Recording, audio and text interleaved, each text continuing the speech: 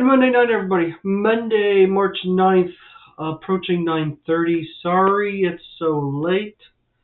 I do not like this time zone change, whatever you want to call it. All right, severe weather. We've got some to talk about. Let's switch over to weather-wise here. Look how wide the slight risk is, the yellow area. That's massive. Which normally tells me, sorry, I'm going to point it out, that the Storm Prediction Center is not all that confident in where the severe weather is going to be. We've got higher heightened areas up north and down south, and then we just got this. Something's going to happen here. We just don't know when or where. Okay. All right. Breaking this down some tornado threats. The dashed areas are EF2 intensity, and then the yellow area is the greatest chance of seeing that. If you're in green, most of the time you're going to get EF0, EF1. Another dashed area just south of the local area. This is south of Tulsa, Muskogee, and then it goes all the way down to Mexico. Not a high intensity, or not intensity, but high risk. This is 5% or 2% here. Normally how I've always read this is low, medium, high. And then every now and then we'll get a red, and that's extreme. So low tornado risk tomorrow. Okay, moving on to wind. We're all in the 60, 65 wind range. The dashed areas, those 70 markers, and I think it's just southbound, is where we're going to see the crazy winds. And that's really because of a squall line. Hail risk, they've been back and forth on this. I've noticed 2 times they've changed this today.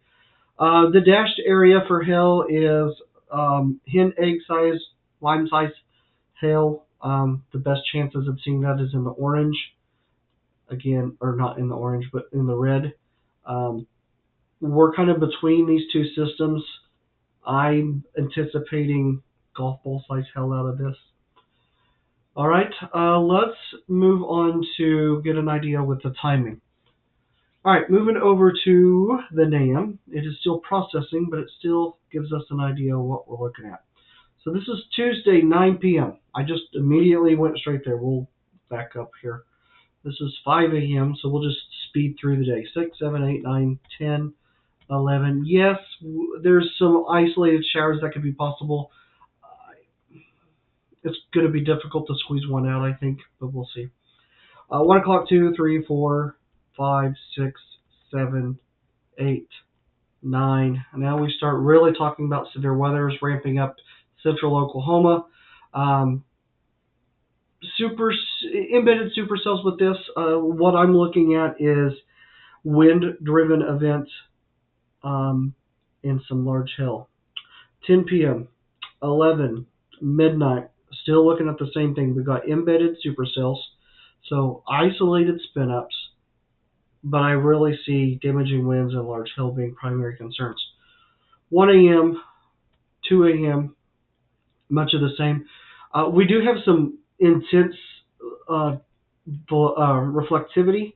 To me, this is going to be hail size over anything else. 3 o'clock, 4 o'clock, 5 o'clock, 6 o'clock, 7 o'clock, 8 o'clock. All right, so initial wave for tomorrow, like this is all taking place before day 2's outlook, because day 2's outlook starts at 7 a.m. So now, 7 a.m., we're on Wednesday's severe weather outlook, and I've been watching this, and I really think this is going to cause some storms as well. 8 o'clock, 9 o'clock, 10 o'clock, 11. The last 2 model runs actually had really good-looking storms for severe. Now this is kind of backing off on that, so we'll have to see.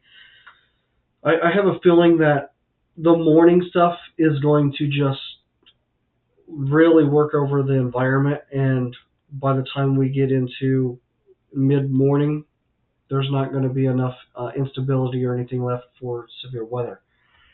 Severe weather should ramp up down south, like look at that, it's already starting at 1 p.m. well to our south, Little Rock, Hot Springs, all the way down to Dallas.